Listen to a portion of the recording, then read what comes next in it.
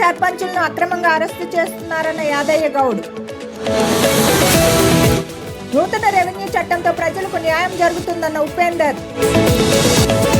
మతతత్వ రాజ్యాంగాన్ని తేవడానికి బీజేపీ కుట్ర చేస్తుందన్న సిపిఎం నేత రాఘవులు. పాము కరిచి చికిత్స పొందుతున్న పెద్దాపూర్ గురుకుల విద్యార్థులు.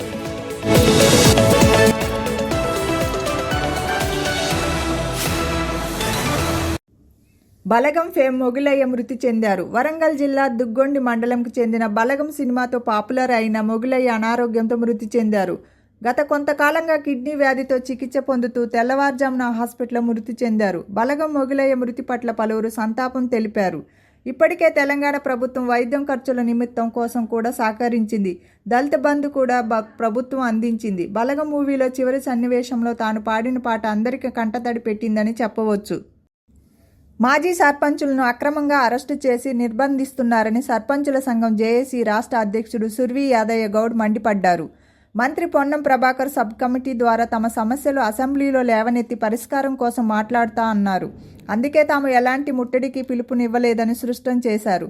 అరెస్టు చేసిన మాజీ సర్పంచులను వెంటనే విడుదల చేయాలని డిమాండ్ చేశారు. కమిటీ నుంచి ఈ రోజు ఎలాంటి పిలుపునివ్వలేదు, ఎలాంటి కార్యక్రమాలు లేవు. అయినా కానీ మా సర్పంచులను ఇవాళ అసెంబ్లీ కాడ కార్యక్రమం చేస్తారనే దాని మీద అపోహతోని అరెస్ట్ చేస్తారు. అది సరైనది కాదు. ఎలాంటి కార్యక్రమం లేదు. మనం పోయిన 9వ తారీఖు నాడు చలో అసెంబ్లీ అని పిలుపునిచ్చినాం. అప్పుడు మాకు ప్రభుత్వం కూడా ఈ సానుకూలంగా స్పందించి ఈరోజు పొన్నం ప్రభాకర్ అన్న గారు కూడా లెటర్ ఇచ్చి మేము అసెంబ్లీలో మేము సబ్ కమిటీ నుంచి వెళ్ళి మీ సమస్య కూడా లేవనెత్తి పరిష్కారం చూపిస్తున్నాడు. అందుకే మేము ఎలాంటి కార్యక్రమాలు లేవు. అయినా కానీ మమ్మల్ని అరెస్ట్ చేస్తున్నారు. సర్పంచులను అరెస్ట్ చేయడం సరైంది కాదు.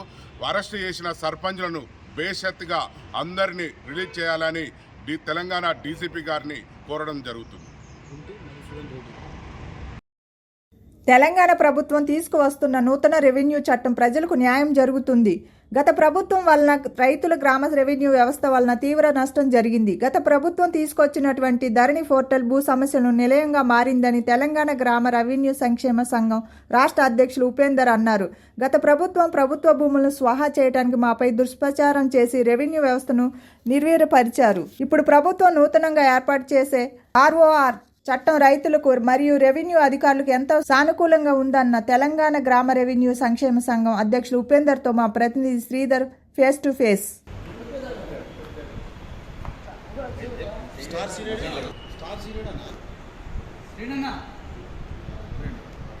తెలంగాణ రాష్ట్రంలో గత ప్రభుత్వం అయితే వీఆర్ఓ వ్యవస్థను నిర్వీర్యం చేసిందని చెప్తున్నారు. అయితే ఈ నేపథ్యంలో ఇప్పటికే తెలంగాణ గవర్నమెంట్ ఇప్పుడు ఏదైతే ప్రభుత్వం ఏర్పడిందో ఇప్పుడే అసెంబ్లీలో చర్చ ఆర్ఓఆర్ చట్టంపై చర్చ జరిగింది. అయితే ఈ నేపథ్యంలో గ్రామాలకు సంబంధించింది గ్రామ రెవెన్యూ అధికారులకు సంబంధించింది ఇప్పటికే పునరుద్ధరణ చేస్తారనేసి అధికారులు చెప్తున్నారు. అయితే ఈ నేపథ్యంలో ఇప్పటివరకు ప్లీనరీ సమావేశం తెలంగాణ రాష్ట్ర గ్రామ రెవెన్యూ అధికారులు అయితే ఇప్పుడు ప్లీనరీ సమావేశం జరిగారు. అయితే ఈ నేపథ్యంలో వాళ్ళని అడిగి తెలుసుకుందాం. ఆర్ఓఆర్ చట్టానికి సంబంధించి ఎలాంటి నిర్ణయాలు తీసుకోబోతున్నారు వాళ్ళని అడిగి తెలుసుకుందాం. చెప్పండి సార్, ఇప్పుడు ఆర్ఓఆర్ చట్టం రావడం వల్ల గ్రామ రెవెన్యూ అధికారులకు ఏ విధంగా లబ్ధి చేకూరుతుందంటారు? ముందు మాకంటే ఈ రాష్ట్రంలో ఉన్న 4 కోట్ల ప్రజానికానికి సర్వ సమస్యల పరిష్కారానికి ఈ ఆర్ఓఆర్ యాక్ట్ ఉపయోగపడుతుంది రైతులకు. ఈ రాష్ట్రంలో 70 లక్షల మంది రైతులు ఉన్నారు. గత ప్రభుత్వం ధరణిని తీసుకొచ్చి 50 లక్షల మందికి రైతులకు భూ సమస్యలకు నిలయంగా మారింది. అది కాస్త కాలం తీసేయడంతో 9 లక్షల మంది రైతులు నష్టపోయారు. చిన్న సమస్యలకి ఎటువంటి లాగిన్ ఇవ్వకపోవడం వల్ల 18 లక్షల మంది రైతులు ఇబ్బంది పడ్డారు. స్థూలంగా మొత్తంగా 50 లక్షల మంది రైతులు వివిధ కారణాల వల్ల ధరణి వల్ల చాలా ఇబ్బంది పడ్డారు. ఈరోజు నూతనంగా ప్రవేశపెట్టిన ఆర్ఓఆర్ 2024 యాక్టు ఒక అద్భుతమైన యాక్టు. ఇది రైతుల యొక్క సమస్యల పరిష్కారానికి స్థానికంగా ఉపయోగపడే చట్టాన్ని తీసుకొచ్చారు. ఈ గ్రామ స్థాయిలో గ్రామ రెవెన్యూ వ్యవస్థ బలోపేతంతో పాటు స్థానికంగానే భూ సమస్యల పరిష్కారానికి ఎక్కువ ప్రాధాన్యతనిస్తూ ఆ తర్వాత మండల స్థాయి, తర్వాత డివిజన్ స్థాయి, తర్వాత జిల్లా స్థాయిలోనే సమస్యలు పరిష్కారం అవుతున్నాయి. ఎటువంటి హైదరాబాద్ కానీ రాష్ట్ర కేంద్రానికి కూడా పోవాల్సిన అవసరం లేదు. గత ధరణి చట్టంలో మాత్రం హైదరాబాద్ కేంద్రంగానే పరిపాలన జరిగింది. కాబట్టి లక్షల మంది రైతులు తీవ్రంగా నష్టపోయారు. వారు చిన్నకారు సన్నకారు రైతులు కూడా తీవ్రంగా నష్టపోయారు. ఈరోజు అట్లాంటి పరిస్థితి లేకుండా ప్రజారంజక పాలన చేస్తున్నటువంటి ప్రజాపాలనలో రేవంత్ రెడ్డి గారు రెవెన్యూ మినిస్టర్ మన పొంగులేటి శ్రీనివాసరెడ్డి గారు తీసుకున్న నిర్ణయాన్ని ఈరోజు స్వాగతిస్తూ ఉన్నాం. సమస్త ప్రజలకు ఉపయోగపడుతుంది, రైతులకు ఉపయోగపడుతుంది. అట్లాగే మేము తీవ్రంగా నష్టపోయాం గత ప్రభుత్వం యొక్క పరిపాలనలో. ఈరోజు రెవెన్యూ వ్యవస్థ, గ్రామ రెవెన్యూ వ్యవస్థను రద్దు చేయడంతో మా యొక్క సర్వీసులన్నీ కోల్పోయినాము, జీరో అయిపోయింది. అట్లాగే పే ప్రొటెక్షన్ కోల్పోయాము, సర్వీస్ ప్రొటెక్షన్ కోల్పోయాం, పదోన్నతులు కోల్పోయాం, చెట్టుకొకలం పుట్టుకొకలమైన డీగ్రేడ్ చేయబడ్డాం, అవమానించబడ్డాం. కాబట్టి ఈ చట్టం ద్వారా మళ్ళీ గ్రామస్థాయి రెవెన్యూ వ్యవస్థ బలోపేతం అవుతూ ఉంది. మేము కూడా వస్తున్నాం. అట్లాగే ఈ గ్రామ స్థాయిలో మరి ఈ రెవెన్యూ యాక్ట్ని సంపూర్ణంగా అమలు చేసి ప్రజలకు మేలు జరిగే విధంగా ఆర్గనైజేషన్లు కష్టపడి పనిచేస్తామని చెప్పి తెలియజేస్తా ఉన్నాం. అంటే ఇప్పుడు రెవెన్యూ చట్టం వల్ల ఇప్పుడు గతంలో అయితే ఎవరైతే చేశారో ఉద్యోగస్తులు కానీ అయితే ఇప్పుడు కొత్తగా రెవెన్యూ చట్టం రావడం వల్ల వాళ్ళని పునరుద్ధరణ చేసే అవకాశం ఉందా, లేదంటే కొత్త నోటిఫికేషన్ ఇచ్చే అవకాశం ఉందంటారా? మేము ఈ రాష్ట్రంలో 10,954 రెవెన్యూ గ్రామాలు ఉంటే 5,139 మంది వర్క్ చేస్తూ ఉన్నాం. గత ప్రభుత్వం మమ్మల్ని డీగ్రేడ్ చేసి ఇతర డిపార్ట్మెంట్లో పంపితే అక్కడ పని లేకుండా ఖాళీగా ఉన్నాం. డీగ్రేడ్ అయ్యి చిన్న పోస్టులు చేస్తున్నాం, అటెండరు, కామాటి, స్వీపరు ఇట్లాంటి పనులు చేస్తూ ఉన్నాం. కానీ ఈరోజు మళ్ళీ మా మదర్ డిపార్ట్మెంట్కి రావడం వల్ల సంపూర్ణమైనటువంటి పని మాకు దొరుకుతుంది. మా వృత్తిపరమైన చైతన్యంతో మేము ఉన్నాం. CPC, CrPC, Indian evidence act, revenue చట్టాల మీద పరిపూర్ణమైన అవగాహనతోనూ రెవెన్యూ విధుల పట్ల అట్లాగే మమ్మల్ని మా పనిలోకి తీసుకొస్తే ఇప్పుడు తీసుకొస్తున్న నూతన రెవెన్యూ యాక్ట్ ఉద్దేశం నెరవేరుతుంది. తప్పకుండా ప్రజా సమస్యలతో పాటు రైతు సమస్యలు కూడా వేగవంతంగా పరిష్కారం అయ్యేదానికి అవకాశం ఉందని తెలియజేస్తా ఉన్నాను. అంటే గతంలో అయితే రెవెన్యూకి సంబంధించిన అవినీతి ఆరోపణలు చాలా ఎదుర్కొన్నారు. అయితే ఈ మళ్ళీ వస్తున్నారు కాబట్టి మళ్ళీ ఒకవేళ అవినీతి ఆరోపణలు ఎదుర్కొనే ఉండే అవకాశం ఉందంటారా?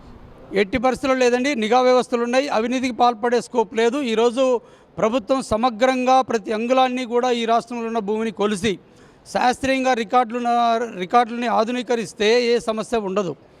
ఈరోజు మేము 10,954 రెవెన్యూ గ్రామాలు ఉంటే కేవలం 5,139 మాత్రం విధులు నిర్వహిస్తాను. ప్రతి రెవెన్యూ గ్రామానికి ఒక అధికారి నియమించాలని ఈ ప్రభుత్వం తలంపు చేస్తూ ఉంది. అట్లాంటి ఇది మా పైన నిఘా వ్యవస్థలు ఉన్నాయి, అధికారులు ఉన్నారు, రాష్ట్ర ప్రభుత్వం పరిపాలన చేస్తూ ఉంది. ఎట్టి పరిస్థితులు అవినీతికి జరగడానికి ఆస్కారం లేదు. గత ప్రభుత్వం తన యొక్క రాష్ట్రంలో ఉన్నటువంటి ప్రభుత్వ భూముల్ని కైంకర్యం చేయడం కోసం, వాళ్ళ ఉద్దేశాలు నెరవేర్చుకోవడం కోసం ఈరోజు మరి మమ్మల్ని బదనాం చేసే విధంగా, ప్రజల్లో మమ్మల్ని అవమానించే విధంగా దుష్ప్రచారం చేసి మాత్రమే మమ్మల్ని బదనాం చేసి ఈ వ్యవస్థను రద్దు చేసిందే తప్ప ఈరోజు వాస్తవంగా ఎవరు నష్టపోయారు, ప్రజలు ఎంత నష్టపోయారు, ఉద్యోగులు ఎంత నష్టపోయారు అనేది ఈ ప్రభుత్వం గమనిస్తూ ఉంది. అవినీతికి పాల్పడ్డది ఎవరనేది చూస్తూ ఉన్నాం. వాళ్ళ ఇంట్లోనే ఈరోజు జైలు పాలయ్యి జైలు చుట్టూ తిరుగుతున్నటువంటి పరిస్థితి కనపడతా ఉంది. కాబట్టి మేము అవినీతి పరులం కాదు, మాపై నిఘా వ్యవస్థలు ఉన్నాయి. మేము ఉద్యోగులం, చిన్నకారు సన్నకారు రైతుల దగ్గర పనిచేసేటోళ్ళం, ప్రజా సమస్యలు పరిష్కారం చేసే దాంట్లో కీలకంగా పనిచేసేటోళ్ళం తప్ప మాకు ఎటువంటి అవినీతికి సంబంధం లేని విధులు నిర్వహించే విధంగా మేము ఉన్నాం. కాబట్టి ప్రభుత్వానికి తెలియజేస్తాం. క్లీనరీకి సంబంధించి ఎలాంటి డిసిషన్ తీసుకున్నారంటారు? ఇప్పుడు రీడిప్లాయ్ ద్వారా ఇతర డిపార్ట్మెంట్లో పోయిన సర్వ బీఆర్ఓలు 5,139 మందిని ఎటువంటి షరతులు లేకుండా తిరిగి తమ సొంత డిపార్ట్మెంట్ రెవెన్యూ డిపార్ట్మెంట్లోకి తీసుకొని వారు సమస్యలన్నీ కూడా పరిష్కారం చేయడం కోసం ప్రభుత్వంలో కృషి చేస్తామని చెప్పేసి మాకు ఎటువంటి సమస్యలు వచ్చినా గౌరవ ముఖ్యమంత్రి గారి దృష్టికి, రెవెన్యూ మినిస్టర్ గారి దృష్టికి, ఉప ముఖ్యమంత్రి గారి దృష్టికి తీసుకుపోయి సమస్యలు పరిష్కారం చేసుకోవాలని చెప్పి తీర్మానం చేశాం.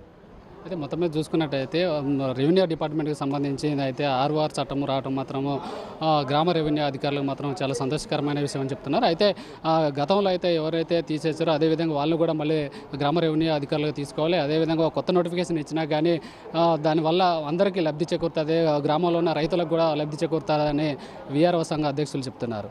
కెమెరా పర్సన్ సతీష్తో శ్రీధర్, ఖమ్మం నుంచి. ఖమ్మం జిల్లా సత్తుపల్లి పట్టణంలో సిపిఎం పార్టీ 22వ జిల్లా మహాసభలు ఘనంగా ప్రారంభమయ్యాయి. ఈ సందర్భంగా పార్టీ కేంద్ర నాయకులు బివి రాఘవులు మాట్లాడుతూ జమిలి ఎన్నికలతో దేశంలో ప్రజాస్వామ్యాన్ని దెబ్బతీసేందుకు బీజేపీ ప్రభుత్వం కుట్ర చేస్తుందన్నారు. రాజ్యాంగాన్ని పూర్తిగా మార్చేసి మతతత్వ రాజ్యాంగాన్ని తేవాలని చూస్తుందని ఆరోపించారు. తెలంగాణ రాష్ట్ర కార్యదర్శి తమ్మినేని వీరభద్రం మాట్లాడుతూ మసీదుల కింద దేవాలయాలు ఉన్నాయని వాటిని నిర్మించాలంటూ మత ఘర్షణలకు బీజేపీ పార్టీ రెచ్చగొడుతుందని చెప్పారు. దళితులు, మైనార్టీలపై బీజేపీ కక్ష తీర్చుకునే ప్రయత్నం చేస్తుందని తెలిపారు. జగిత్యాల పెద్దాపూర్ గురుకుల పాఠశాలలో చదువుతున్న 6 విద్యార్థులను పాము కాటు వేసింది. పాఠశాల యాజమాన్యం చికిత్స నిమిత్తం విద్యార్థులను కోరుట్ల ప్రభుత్వ ఆసుపత్రికి తరలించారు. హాస్పిటల్లో విద్యార్థులకు చికిత్స కొనసాగుతుంది. విద్యార్థులు, తల్లిదండ్రులు ఆందోళనకు గురి అవుతున్నారు. పాల్వంచలోని తెలంగాణ సాంఘిక సంక్షేమ బాలుర గురుకుల సెంటర్ ఆఫ్ ఎక్సలెన్సీ రాష్ట్ర స్థాయి క్రీడా పోటీలకు వేదిక అయింది. మొత్తం 1,358 మంది విద్యార్థులు పోటీలో పాల్గొన్నారు. డిప్యూటీ సీఎం మల్లు బట్టి విక్రమార్క, కొత్తగూడెం ఎమ్మెల్యే కూనమనేని సాంబశివరావు హాజరు కానున్నారు. వేడుకల బ్రోచర్ని ప్రిన్సిపల్ పివిఎన్ పాపారావు విడుదల చేశారు. ఈ సందర్భంగా మేము తెలియజేసేది ఏంటంటే పిల్లలందరికీ కూడా చదువుతో పాటు ఇతర నైపుణ్యాలతో పాటు శారీరక దారుఢ్యం కానీ మానసిక ఉల్లాసం కానీ ఉత్సాహాన్ని కానీ కలిగించడానికి మెయిన్ మోటోగా తెచ్చుకొని ప్రతి సంవత్సరము ఇలా గేమ్స్ స్పోర్ట్స్ కండక్ట్ చేయడం జరుగుతుంది. మరి ఇది స్టేట్ మీట్ కాబట్టి చాలా రకాలైనటువంటి చర్యలు తీసుకుంటున్నాము. ఈ జిల్లాలో ఈ జోన్లో ఈ రాష్ట్రం నుంచి వివిధ పాఠశాలల నుంచి స్టాఫ్ను కూడా మేము సహాయంగా తీసుకున్నాము. వివిధ కమిటీలను కూడా వేసాము. అన్ని కమిటీల్లో కూడా వారి వారి బాధ్యతలో నిర్వర్తించేలాగా స్టూడెంట్స్ని కూడా మంచిగా పార్టిసిపేషన్ చేసేలాగా అన్ని రకాలుగా చర్యలు తీసుకుంటున్నామండి. వివిధ కమిటీల్లో ఉన్నటువంటి ప్రిన్సిపల్స్, తర్వాత ఉపాధ్యాయులు, అధ్యాపకులు, తర్వాత స్పెషల్ టీచర్స్, అటెండర్స్, వాచ్మెన్స్ అన్ని క్యాడర్ల నుంచి ఇక్కడ కార్యక్రమం నిర్వర్తించడానికి కమిటీల్లో భాగస్తులను చేశాము. సో వాళ్ళందరూ కూడా వారి వారి పనుల్లో ఉంటారు. ఈ 19వ తారీఖున ప్రారంభం కాబోతుంది. 21న సాయంత్రము ముగింపు కార్యక్రమం జరుగుతుందండి. దీనికి ఈ ప్రోగ్రాంకి చీఫ్ గెస్ట్గా డిప్యూటీ సీఎం గారిని మరియు మన ఖమ్మం పరిధిలో ఉన్నటువంటి స్టేట్ మీట్ కాబట్టి దీనికి వివిధ రాజ్యసభ సభ్యులని ఎంపీలను పిలుస్తున్నాము. తమిళనాడు రాష్ట్రం ఉసూరు ప్రాంతంలో ఏనుగుల బీభత్సం సృష్టిస్తున్నాయి. గ్రామీణ ప్రజలు తమపై ఎక్కడ దాడి చేస్తాయో అని భయాందోళనకు గురి అవుతున్నారు.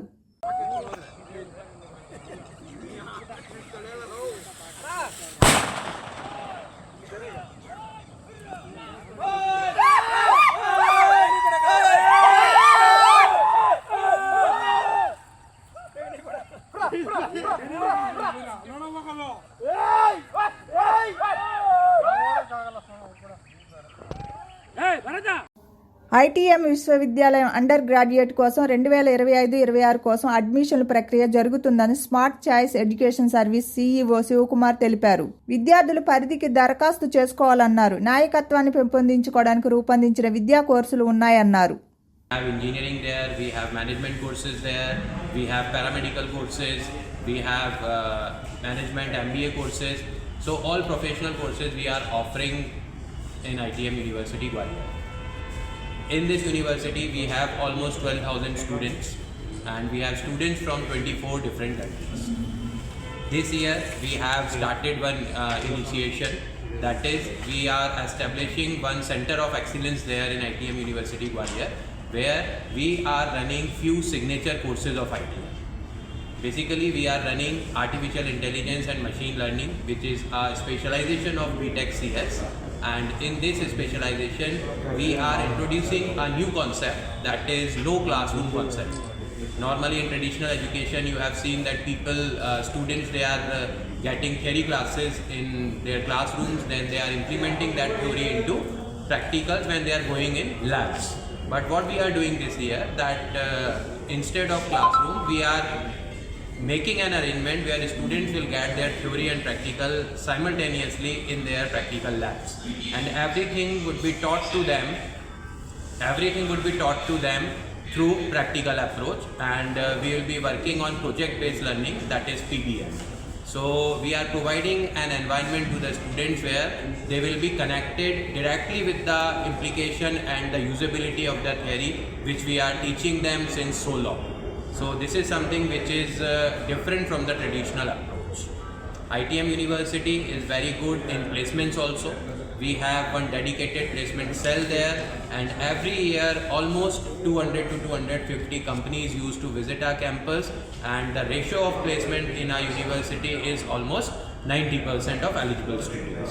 So in terms of providing a good career to our students, ITM University is doing extremely well.